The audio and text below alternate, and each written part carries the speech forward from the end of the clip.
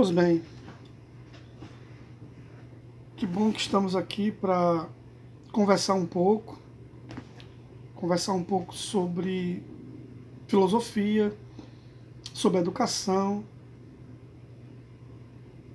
e como é importante para a vida do ser humano esse momento de reflexão, momento em que a gente toma consciência do nosso papel no mundo, papel esse que é definido de acordo com nossas vivências, com aquilo que nós acreditamos, aquilo que nós fazemos. Quando eu comecei a dar aulas, há praticamente 20 anos atrás, eu era um estudante de filosofia, com muitos sonhos, muitos ideais, e que o que me encantou, o que me encantava naquele primeiro momento, era a percepção de mundo que eu poderia ter, ou eu passei a ter, depois que eu comecei paulatinamente nesse universo da filosofia, o contato com os textos, com os clássicos, a vida acadêmica, a vida na universidade, e o contato com meus professores. Porque o professor ele é um referencial muito importante.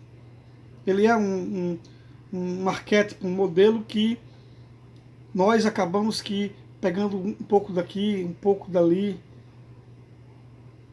inspira também. E eu lembro quando eu comecei no meu trajeto,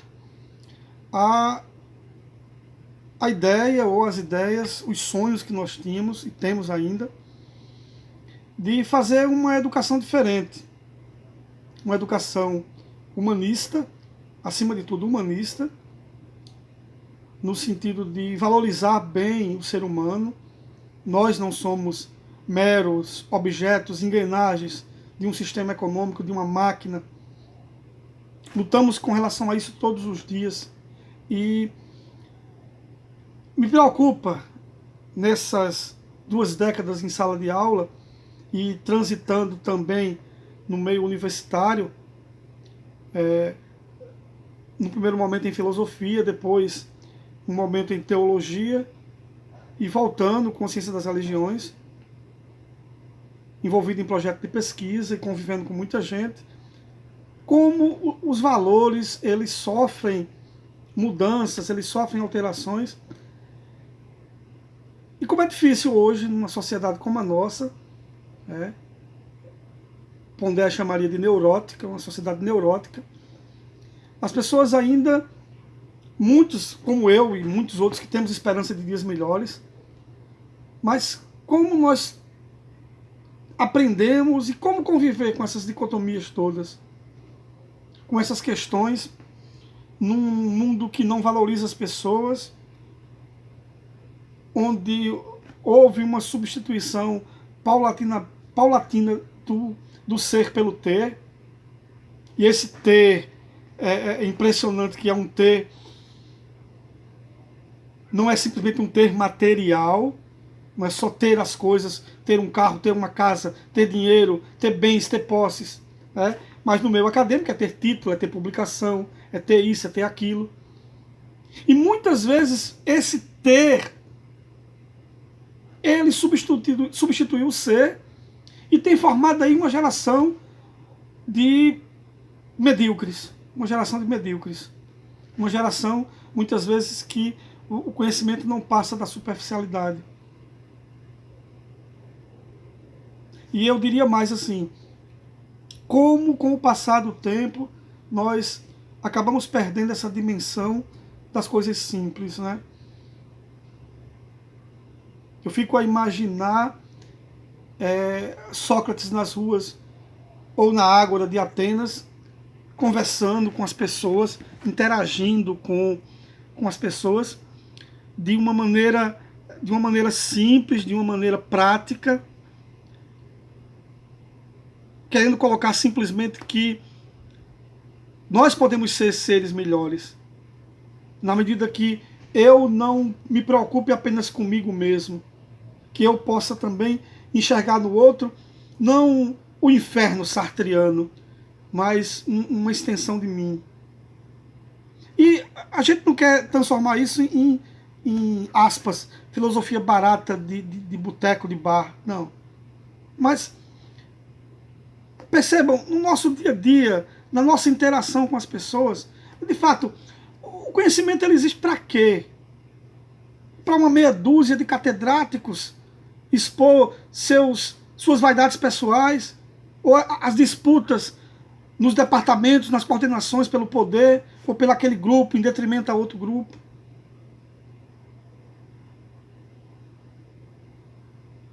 A religião e o seu papel determinante em nossa sociedade.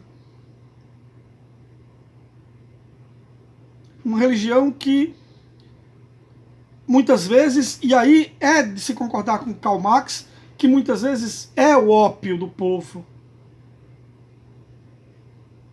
Ou, como diria o Peter Berger, utilizada para justificar relações de dominação, relações de poder, onde ela deveria ser, como diria Gustavo Gutierrez, um instrumento de libertação. Um instrumento de libertação dessas amarras da superficialidade, dessas amarras do materialismo, dessas amarras da busca de poder. Foucault vai dizer que o discurso dela é um discurso que reflete ao desejo e ao poder.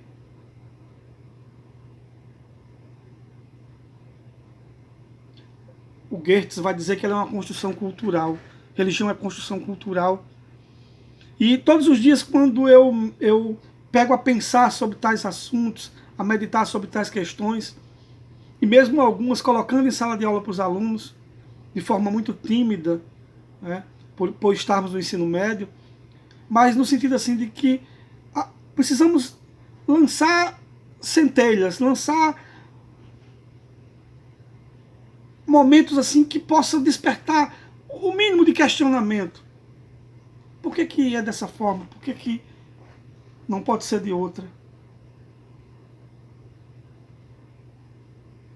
Não quero aqui colocar casuísmos ou apelação, mas a crise dos valores ela é inegável nos dias de hoje. Valores que começam de maneira estrutural, você tem uma crise na família, uma crise no Estado, uma crise na escola, uma crise na religião, uma crise ética, moral, onde até que ponto é possível falar em valores universais, ou mesmo se é sadio falar em valores universais. Sabe, todos os dias quando a gente abre um jornal ou vê uma notícia na internet ou mesmo assiste uma TV, nós estamos num cenário desesperançoso. O que é que nós vamos vislumbrar daqui a 20 anos, daqui a 50 anos, daqui a 100 anos? Que indivíduo, que pessoa. Giovanni Reale, professor de filosofia italiano, num texto Saber dos Antigos, Terapia para os Dias Atuais, que não, apesar do tema não é um livro de autoajuda, ele coloca em um dos capítulos sobre a violência, ele traz a discussão no sentido que a gente precisaria resgatar valores antigos, resgatar na essência os valores antigos, tentar implantar nesses dias os valores antigos. Eu gosto dos textos de Leonardo Boff.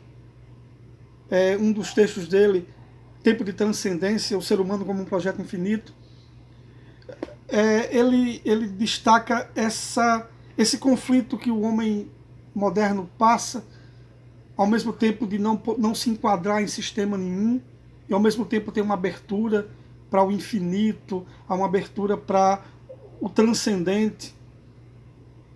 O homem, mesmo não se enquadrando, ele quer ir mais além disso. O que é que falta? Se fosse fácil de resolver, já teria sido resolvido. O que eu percebo é que, à luz da filosofia, à luz do pensamento, nós podemos sinalizar, como numa autoestrada, para evitar certos exageros, evitar violência, evitar tantas coisas. Precisamos rever mesmo em nossa sociedade as questões éticas, o respeito mútuo, a manutenção de um Estado de Direito, para dizer que nós temos, e aí acaba-se assim, criando um consenso, no sentido de uma ideia que está no senso comum, de que não há solução possível, isso é assim mesmo, isso vai ser sempre assim. E esse tipo de pensamento alimenta o sistema. Alimenta que perdemos a esperança. A partir do momento que eu perco a esperança, eu não faço nada para mudar a situação. E eu não estou aqui, nem ali, nem vou sugerir, até porque não há uma sugestão mágica ou uma solução mágica. O viés da mudança é um viés social, é um viés pela política. Infelizmente, se tivéssemos outro, historicamente, todos os modelos que nos antecederam falharam. Por mais que a gente tenha pessoas saudosistas e achando que transformando o país em um quartel vai resolver os problemas, não vai. Eu posso até ter elementos positivos nesse modelo da vida militar que eu possa implantar, mas, no entanto, não é o modelo. Não seria, à la Michel Foucault, algo como vigiar e punir. Não se trata de colocar as pessoas num quadradinho e dizer não pode isso, não pode aquilo, só pode isso, só pode aquilo. Seria um retrocesso para a história do nosso país, para a história da humanidade. Mas o que fazer? Eu penso que promover momentos de discussão, a princípio, suscitar, que não fique só no momento de discussão. Me vem aqui à cabeça várias situações, inclusive aqui locais aqui, em que só se dialogou e não passou do diálogo. E o diálogo foi uma justificativa para um projeto futuro, centralizador, quase que ditatorial, impositivo. Não. Mas assim, no sentido de momentos práticos no dia a dia, pela escola, pela sociedade, pelos grupos de bairro, pelas igrejas, as igrejas sérias. Acredito que o importante é não desistir.